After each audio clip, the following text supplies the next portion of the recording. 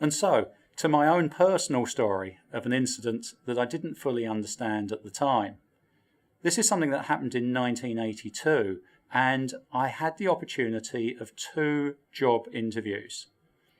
The first company that I went to was a very well-known high technology company, and they had a big posh reception area, the sort of glass and brass type reception.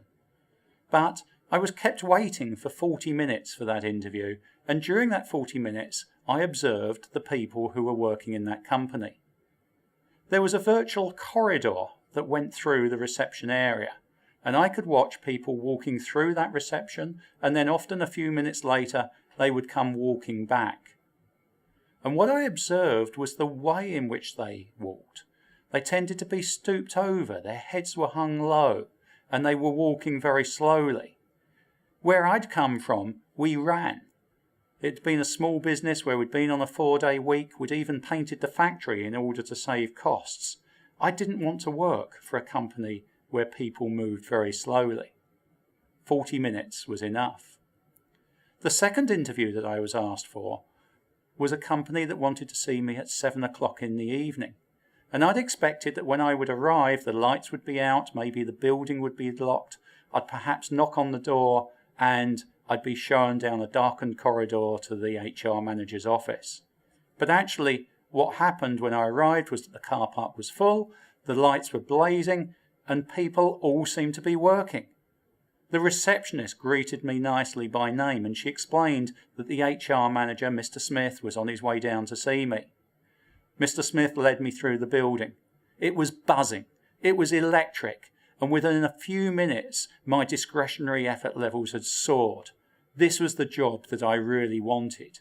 What Berry Zeithamel and Parashureman didn't quite make clear is that through service leadership, we can affect a new employee's discretionary effort before they even start work.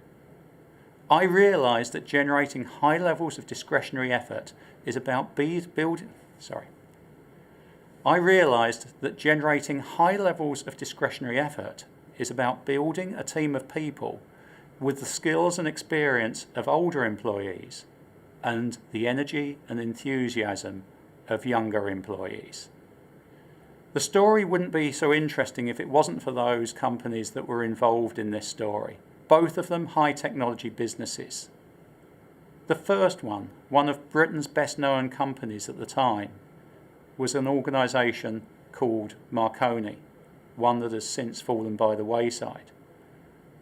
The second company, the one that I went to at 7 o'clock in the evening, and where within minutes my discretionary effort was very, very high, and boy, did I want that job, was a little company called Apple. Discretionary effort.